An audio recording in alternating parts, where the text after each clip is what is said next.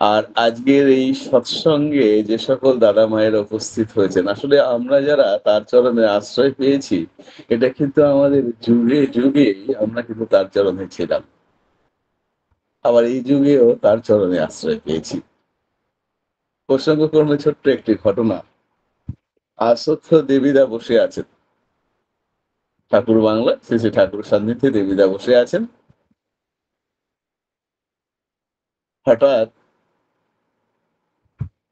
এক জটাধারী সন্ন্যাসীর আগমন। অবাক দৃষ্টিতে দেবীরা দেখছেন, সবকিছু দেখছেন। সে সন্ন্যাসী এসে ঠাকুর প্রণাম করলেন। ঠাকুর প্রণাম করেই বলছেন, ঠাকুর, আমার জীবনের সাধনা তিনি যুগে যুগে আসেন। এই যুগেও তিনি এসেছেন।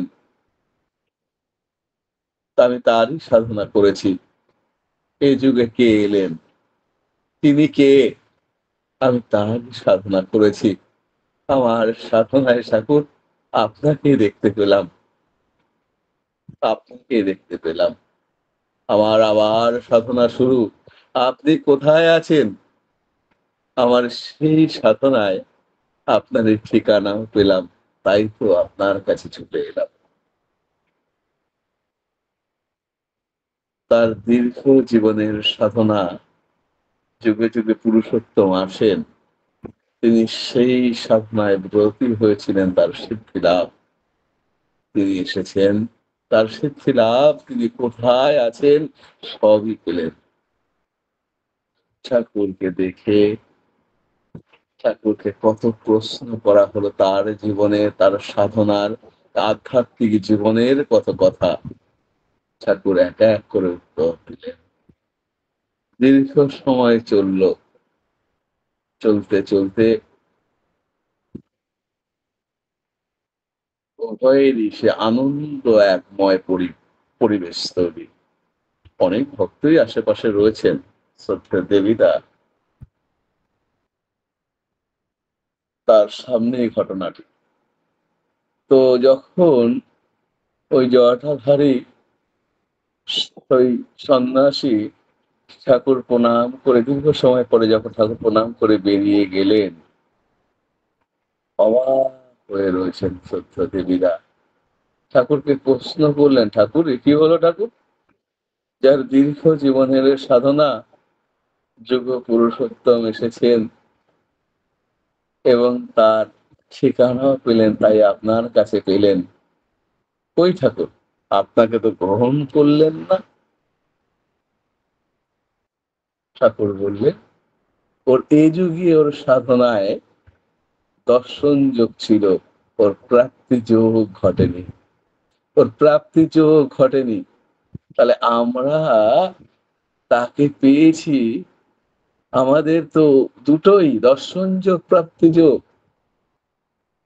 আমরা আচার্য দেবের মধ্য দিয়ে আমরা তাকে দর্শন করছি, তাকে অনুভব করছি। তিনি রেখে গেলেন আচার্য পরম্পরা। আমার বাবা ঠাকুরের সান্নিধ্য লাভ, একাধিকবার বসেছেন। তো আমি শ্রী শ্রী বড়দাকে দেখেছি, শ্রী শ্রী দাদা বর্তমান আচার্যদেব পঞ্চপুরুষের লীলাদের দেখছি।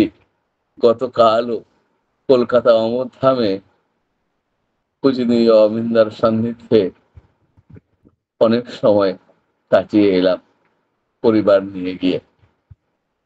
অনেক রাত করে ফিরেছি ঘরে। তো এই যে আমরা তাকে দর্শন করছি এবং তাকে পেয়েছি, তাহলে এর আগেও তিনি যখন এসেছেন আমি তারই সান্নিধ্যে ছিলাম, তার চরণেই আমাকে আশ্রয় রেখেছিলেন। এই জন্যও তিনি তারই চরণে আশ্রয় রাখলেন। কারণ যুগে যুগে তিনি আসেন, ভক্তদেরকে নিয়ে আসেন। তাহলে আমি তো বড় ভাগ্য করে এসেছি। তাহলে তার চরণে আশ্রয় সকলে পায় না, তাকে গ্রহণ করা সকলের হয় না। কারণ এই যুগে যারা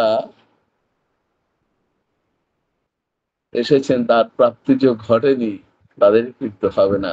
আবার চলে গিয়ে যদি আসেন, পরবর্তীতে হতে পারে, যদি এ যুগে তিনি পরম কথা শুনেন।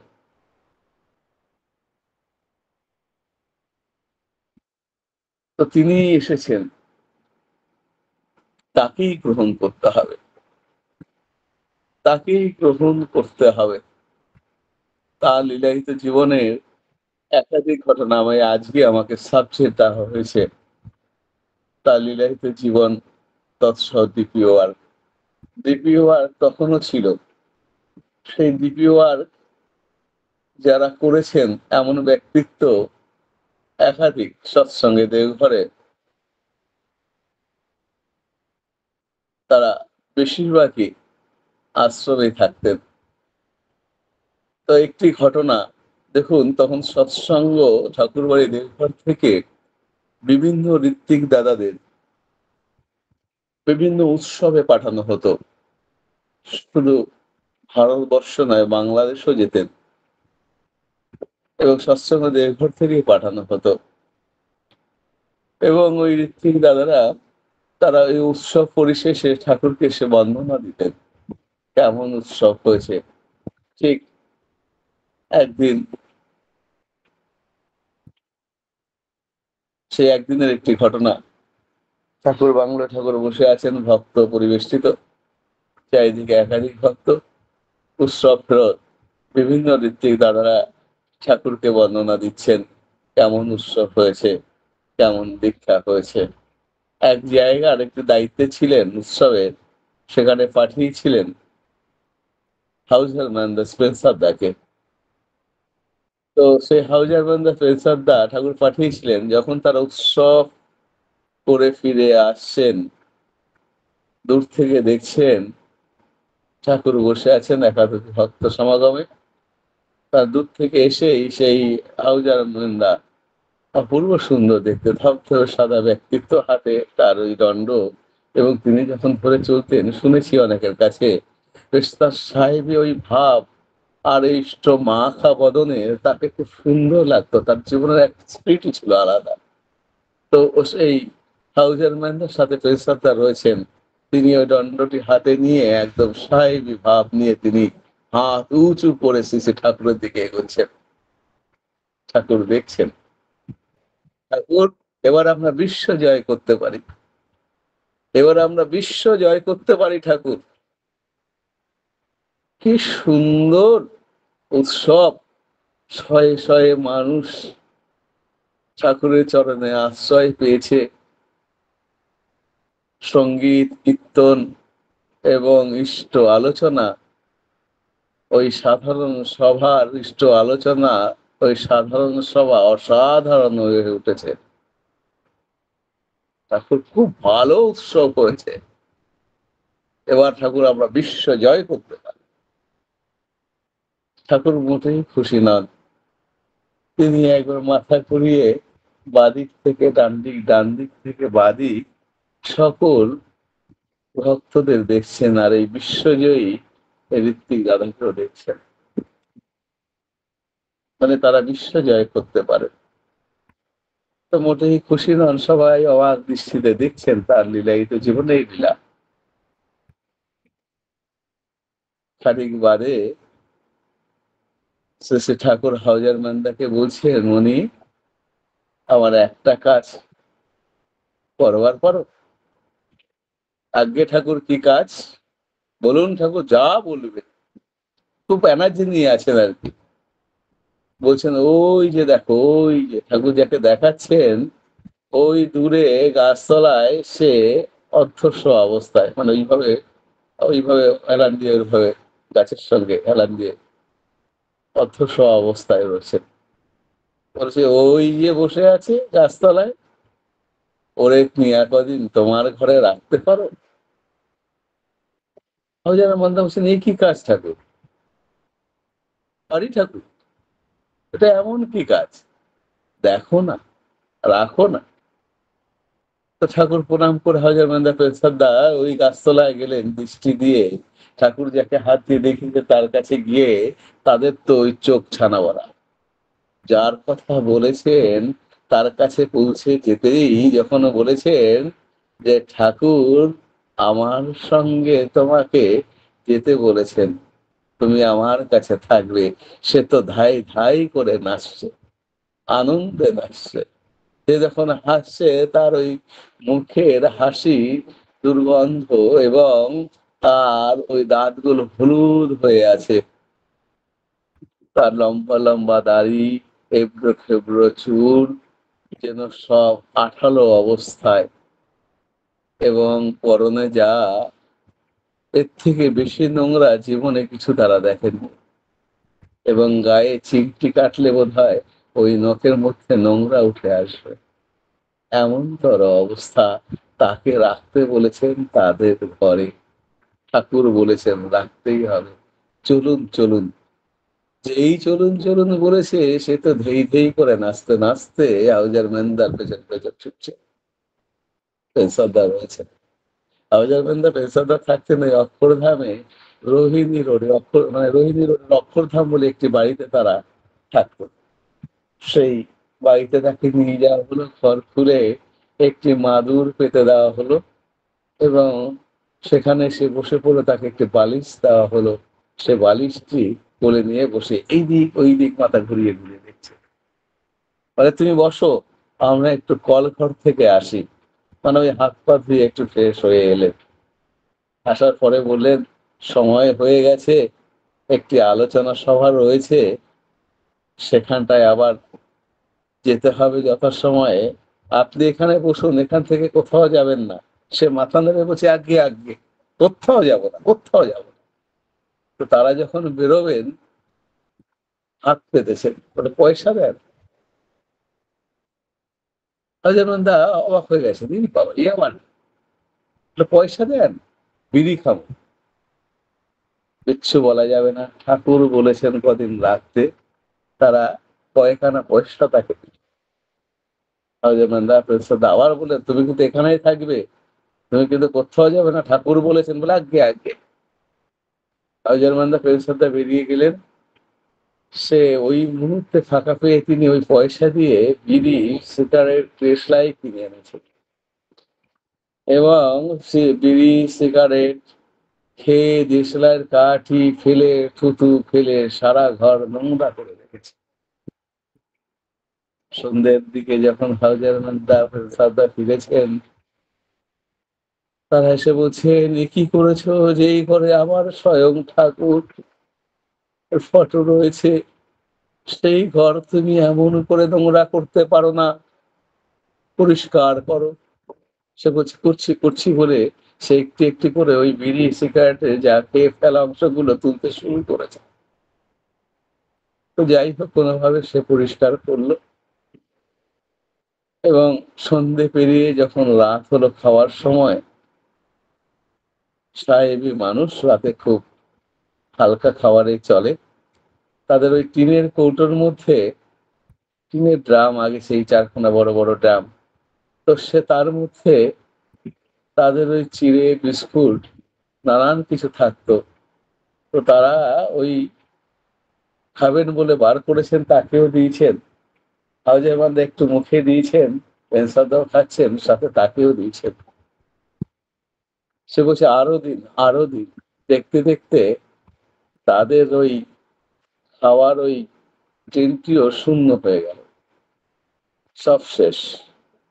তিনি যতটা পেয়েছেন তিনি খেয়েছেন। তো এইভাবে রাত গিয়ে যখন ভোর হলো, ভোরবেলা অবাক কাণ্ড,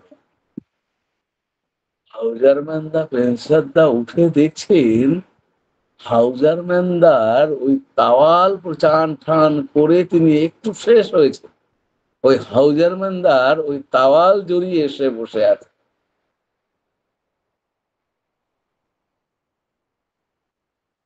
বুঝতেই বলছেন পয়সা দেন, নিষ্ঠিভীতি করুন, পয়সা দেয় নিষ্ঠিভীতি করুন। তারা তাকে আবার পয়সা দিলেন, কল করে চলে গেলেন একটু ফ্রেশ হতে। গিয়ে দেখেন পেনসারদার ওই টুথব্রাশটা পর্যন্ত সে ব্যবহার করেছে। এমন ব্যক্তিকে শ্রী শ্রী ঠাকুর তাদের ঘরে রাখতে বলেছে। তো এইভাবে চলতে চলতে কিছুদিন তাকে কোনোভাবেই আর সঠিক পথে আনা যাচ্ছে না। তার চলন বলন যা ইচ্ছে তাই করছে, কিছু বলাই যাচ্ছে না। হাউজার মান্দা এক সময় বেরিয়েছেন, তার ওই মানি পার্সটি রেখে তার থেকে কিছু পয়সা উধাও হয়ে গেছে। ফলে তার কিন্তু স্বভাব কিন্তু একদম সব স্বভাব বৈশিষ্ট্য তার মধ্যে আছে। তো যাই হোক, এইরকম ভাবে কিছুদিন চলার পরে যখন সে কোনোভাবেই সঠিক পথে চলছে না, তখন তাকে বলেই দিলেন, "তোমাকে আর এখানে রাখা যাবে না। তুমি যেখানে পারা যাও সারা ঘর নোংরা করো, পায়খানা, বাথরুম এটা ওটা সব নোংরা করে রাখো।" সে সোজা চলে গেছে ঠাকুরের কাছে। "ঠাকুর, ওরা আমারে তাড়াই দিছে।"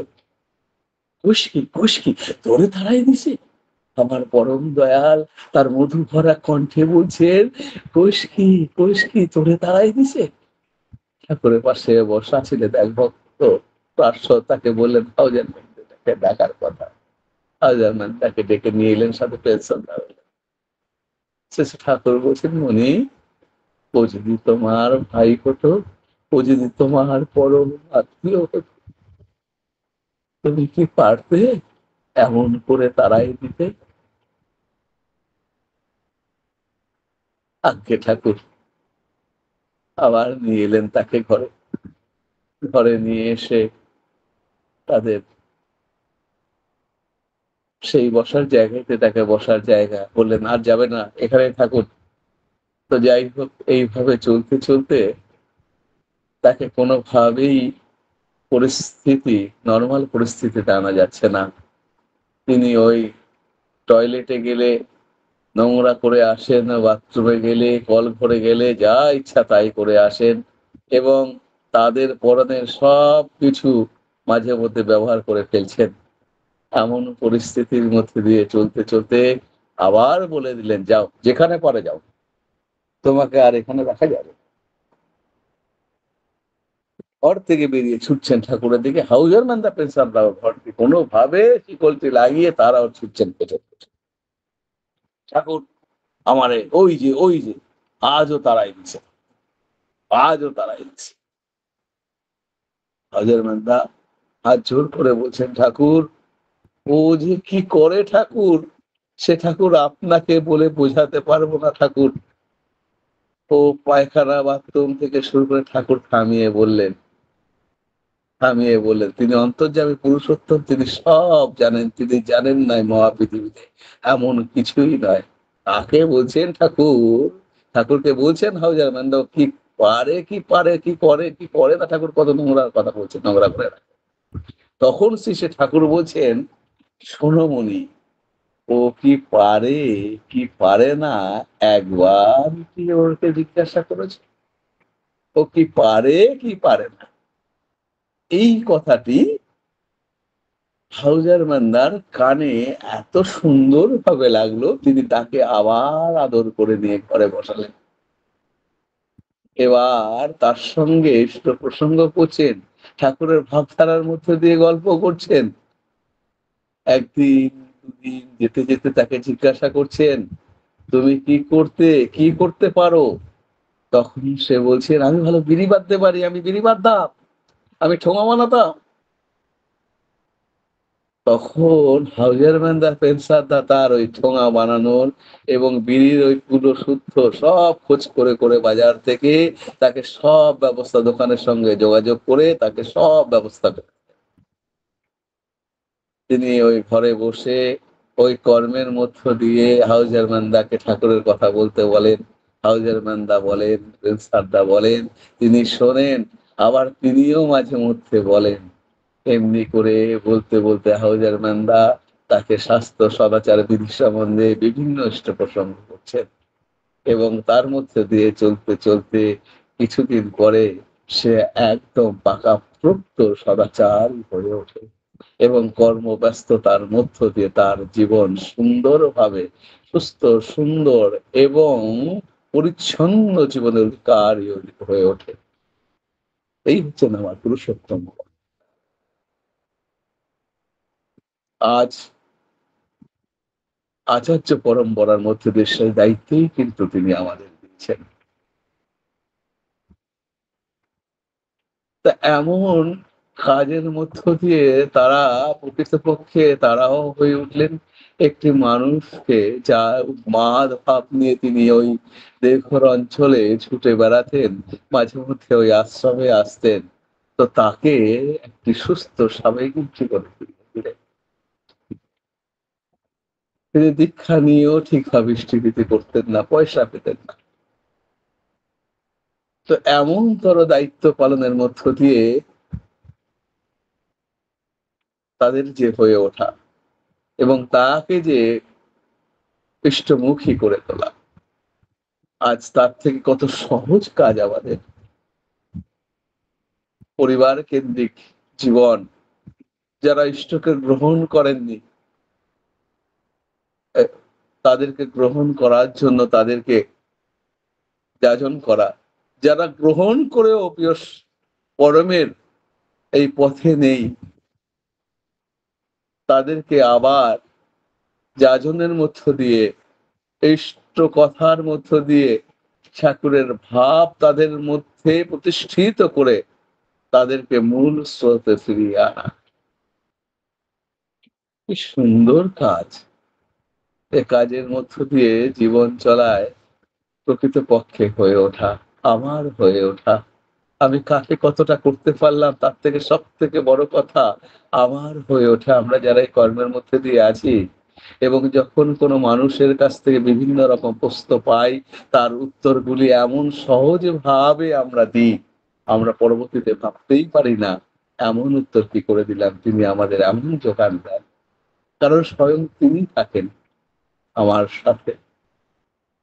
আমার অঞ্চলে একটি দাদা, সেই বাড়িটি আমি যখন দীক্ষাপত্রে কাজ নতুন একদম ১ম থেকে শুরু। বেরোতাম, মেয়েকে নিয়ে বেরোতাম, নিজেই বেরোতাম। এই অঞ্চলে মানুষ পেতাম না। তখন একদম ১ম দিকে তো সকলকে বুঝিয়ে উঠতে পারিনি। এবং এখানকার মন্দিরে তারাও ঠিকভাবে অতটা গুরুত্ব দেননি। এমন পরিস্থিতির মধ্যে দিয়ে চলছি। কিন্তু যেহেতু ওই কাগজ, পেপার, ফাইল আমার হাতে এসেছে, এখানকার অ্যাডমিন থেকে শুরু করে এই কাজ দেড়ঘর থেকে যখন দিয়েছেন, তখন কাজ আমাকে করতে হবে। ভাবের মধ্যে দিয়ে চলছি। আপ টু ডেট চলছে। এক পরিবার, তো সেই বাড়িতে প্রতিদিনই তালা। আমি সন্ধ্যের পরে রাতে যাই, শনিবার রবিবার দিনে যাওয়ার সুযোগ পেতাম। তো সেই পরিস্থিতির মধ্যে দিয়ে সেই বাড়িতে যাওয়া হয়নি। অনেক আপ টু ডেট হয়েছে, অনেক ডাটা সংগ্রহ করে মন্দিরে দেওয়া হচ্ছে। আর একজন দাদা সে করছেন। এমন পরিস্থিতির মধ্যে দিয়ে চলতে তো সেই বাড়িটি হঠাৎ খোলা পেয়েছি, গেছি সেই বাড়িতে। দেখছি ওই মাটি সৎসঙ্গে যান, আমি চিনি, কিন্তু বাড়ির দাদা বা অন্য ২ মেয়ে তাদের সঙ্গে আমার পরিচয় নেই। তো যাই হোক, সেই বাড়িতে যখন তাদের নাম, ঋত্বিকের নাম এবং সব সংগ্রহ করতে করতে বলছি, ঠাকুরের এই ইষ্টভৃতি পাঠানোর কাগজ আছে? বলছে আছে। বলে আমরা পাঠাই তো। মানে তখন ওই মাসে মাসে পাঠানো, ওরা কয়েক মাস পাঠায়, কয়েক মাস পাঠানো, এইভাবে তাদের নাম এসে গেছে। যাই হোক, তাদের ওই ডাটা সংগ্রহের সময় বললাম, তো এই নামগুলো আপনারা চেনেন? ওই মাটি বললেন দাদা চেনেন। মানে বাড়ির দাদাকে দেখিয়ে দিয়ে, তার হাজবেন্ডকে দেখিয়ে দিয়ে বলেন উনি চেনেন। দাদা এ বাড়িগুলো চেনেন? বলে হ্যাঁ চিনি। আমাকে একটু নিয়ে যেতে পারবে? তখন ওই মা বলছে যান না, ওনাকে নিয়ে যান।